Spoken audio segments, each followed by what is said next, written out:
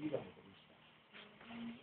Nararating mo ba ang pagtutunguhan na may pagkada sa batas trapiko at kapwa motorista? Ang laban sa korupsyon magsisimula sa bawat isa.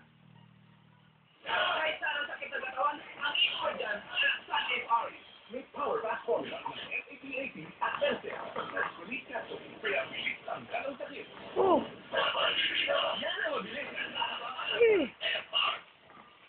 Sige. Is being brought to you by the Bureau of Internal Revenue.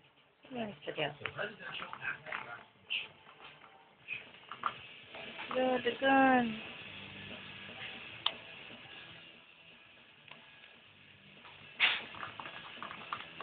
What we're going to feature today is Here's a gun. the second and the third part of the trilogy between Raphael, Vulcan, and Israel.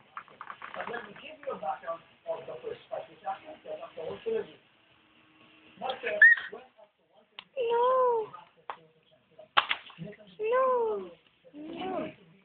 psychopath that will have very good action. Wala hong fight action. What happened in the first fight was a very exciting, remarkable revelation of who fight is. Wala hong tigil na pagsusuntok, wala hong umaasa. Tanggap po ng tanggap yung magkabilang panig. There was style, it wasn't flawless, but it was a very good fight to watch. What happened was, Israel Master 3,000. before at a certain point, seventh round, he told his coach, Federer, that he could not lose. There was damage in his air raid, and he decided, intelligently decided, to stop the fight. So he relinquished his championship belt Vasquez, to the then Marquez. champion, Rafael Marquez, Look. which now sets it up for the second fight. And here, watch the highlights of the second fight of the trilogy Yeah. between Rafael Marquez and Israel Vasquez. This is the first round of the second fight between Israel, and it is just simply a continuation of the first encounter. There is no more feeling out both warriors went direct to go down the business. Now we see a lot of one-two combinations coupled with very effective jabs and kicks to the body. So both were taking as well as the Marquez and warning from.